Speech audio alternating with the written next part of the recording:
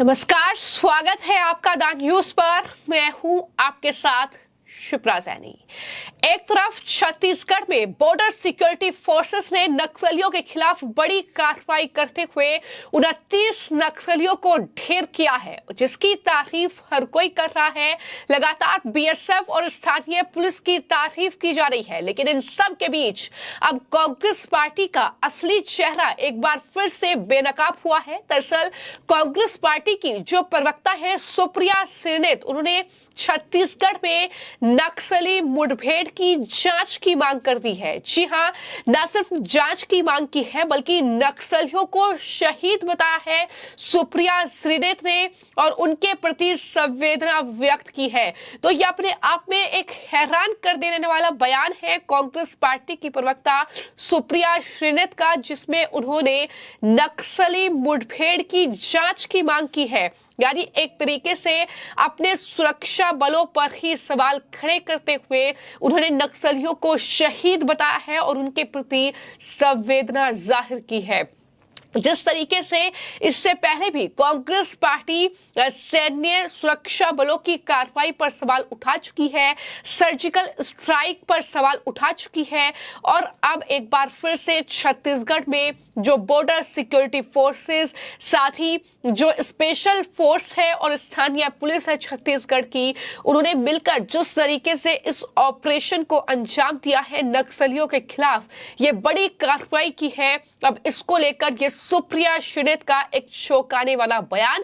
क्या कुछ सुप्रिया श्रीनेत ने कहा है, सुनिए। नहीं, मैं इस पे कोई राजनीति नहीं करना चाहती हूँ। मुझे लगता है इसकी बिल्कुल गहन जांच होनी चाहिए और उन सब लोग जो शहीद हुए, हमारे सुरक्षाकर्मी भी कुछ घायल हुए, उन सबको हमारी संवेदनाएं हैं और इसमें कोई राजनीति का सवाल ही नहीं है।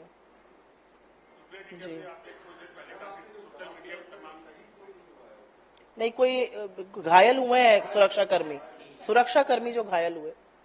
तो जाहिर तौर पर कांग्रेस पार्टी की प्रवक्ता है सुप्रिया श्रीनेत, जिन्होंने नक्सलियों को शहीद बताया है और ये पहला मामला नहीं है जब कांग्रेस पार्टी की मंशा पर सवाल उठ रहे हैं। इससे पहले चाहे सर्जिकल स्ट्राइक के सबूत मांगना हो या फिर सीमा सुरक्षा बल या फिर सिक्योरिटी फोर्सेस के एक्शन पर सवाल उठाना हो, चीन से जब दरअसल हमारे सुरक्षा बल दो चार हो रहे थे, उस वक्त भी राहुल गांधी ने सुरक्षा बलों की कार्रवाई पर सवाल उठाया था और एक बार फिर से कुछ इस तरह की ये तस्वीरें देखने को मिल रही है जब सुप्रिया श्रीनेत नक्सलियों को शहीद करार दे रही है, जिसको लेकर अब वो आम जनता के निशाने पर आ चुकी है। बीजेपी के जो तमाम नेता है अब सुप्रिया श्रीनेत को आड़े हाथों ले रहे हैं और ये साफ तौर पर कह रहे हैं कि जिस तरीके से कांग्रेस पार्टी की प्रवक्ता सुप्रिया श्रीनेत आतंकी नक्सलियों को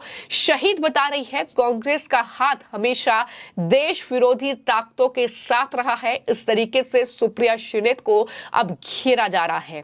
तो वहीं दूसरी तरफ जिस तरीके से चुनाव अब उल्टी गिनती शुरू हो चुकी है, 19 अप्रैल को पहले चरण के मतदान होने हैं और पहले चरण की वोटिंग से पहले कांग्रेस पार्टी की जो नेता है प्रियंका गांधी वाड्रा, वो सहारनपुर पहुंची। उन्होंने वहां पर रोड शो किया और इसी रोड शो के दौरान जब न्यूज एजेंसी एएनआई ने उनसे सवाल किया कि उत्तर प्रदेश में 80 लोकसभा की सीटें हैं और 80 लोकसभा में से आप कितनी सीटें जीत रहे हैं, तो प्रियंका गांधी वाड्रा के पास कोई आंकड़ा नहीं था और प्रियंका गांधी ने जो जवाब दिया वो अपने आप में हैरान करने वाला है। उन्होंने कहा कि मैं प्रभारी रही हूं उत्तर प्रदेश की, मैं कोई ज्योतिषी नहीं हूं, सीटें अच्छी आएंगी, यह कहकर उन्होंने इस सवाल को टाल दिया कि उत्तर प्रदेश में कितनी सीटें कांग्रेस पार्टी जीत रही है। जाहिर तौर पर कांग्रेस और समाजवादी पार्टी का गठबंधन जो है वो उत्तर प्रदेश में हुआ है, तो ऐसे में उनके पास एक नेता के तौर पर कोई आंकड़ा नहीं है कि कितनी 80 में से सीटें जो हैं वो इस लोकसभा चुनाव में यूपी में समाजवादी पार्टी और कांग्रेस पार्टी का गठबंधन जीत रहा है। क्या कुछ प्रियंका गांधी वाड्रा ने कहा है, सुनिए। अच्छा, किस आधार पे कह रहे हैं कि ये 400 पार होंगे, यही जाने। कह रहे हैं 370। हाँ, या 370 अच्छा, या तो इन्होंने कुछ गड़बड़ पहले से कर रखी है कि इनको मालूम है कि हमें 400 मिलने वाले हैं, है कि नहीं? नहीं तो इस तरह ज्योतिषी की तरह कैसे कह सकते हैं कि क्या मिल रहा है।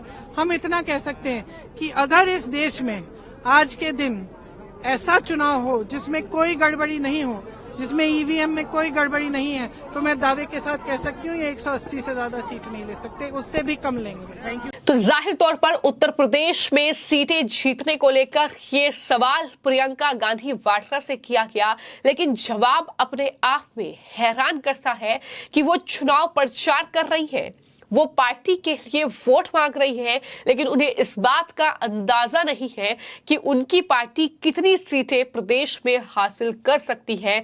तो ये अपने आप में दिखाता है कि वो कैसी नेता है, वो क्या जनता के लिए काम करेगी जब उन्हें इस बात का आकलन ही नहीं है। इतना ही नहीं, प्रियंका गांधी वाड्रा ने प्रधानमंत्री नरेंद्र मोदी का जो एएनआई पर इंटरव्यू आया है उसको लेकर भी सवाल उठाए और कहा कि ये सिर्फ ध्यान भटकाने की साजिश बीजेपी की है। लेकिन इसको लेकर अब असम के मुख्यमंत्री हिमंता बिस्वा शर्मा ने प्रियंका गांधी वाड्रा को जवाब दिया है और कहा है कि बीजेपी मुख्य मुद्दों में शामिल रही है। लोगों को बिजली देना, लोगों को रोजगार देना कांग्रेस सोचती है कि वो मुख्य है, लेकिन हम ऐसा नहीं सोचते हैं। हमारे लिए बेरोजगारी, जम्मू कश्मीर, नक्सल और यूसीसी मुख्य मुद्दे हैं। ये जवाब हिमंता बिस्वा शर्मा की ओर से दिया गया है। क्या कुछ उन्होंने कहा है, सुनिए। देखिए, बीजेपी मुख्य मुद्दा में रहता है, लोगों को मकान दिलवाओ, लोगों का घर में बिजली दिलवाओ, लोगों को रोजगारी दिलवाओ। सब बीजेपी हमेशा मेन मुद्दा में रहता है। कांग्रेस का मुद्दा हमारा नहीं है।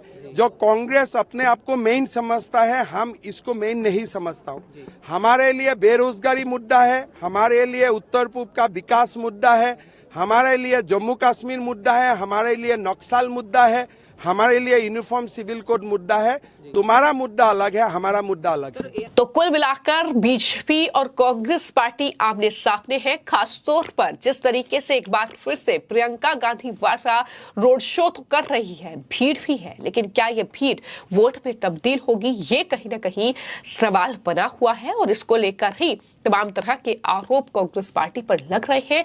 जिस तरीके से अब छत्तीसगढ़ में ये बड़ा एक्शन नक्सलियों पर बॉर्डर सिक्योरिटी फोर्सेस ने लिया है, लेकिन नक्सलियों को शहीद बताना आखिर कांग्रेस पार्टी को इन चुनाव में कितना भारी पड़ेगा, ये आने वाले वक्त में देखना होगा। फिलहाल आपकी इस पूरे मामले को लेकर क्या राय है, मैं कमेंट बॉक्स में जरूर लिखें। धन्यवाद।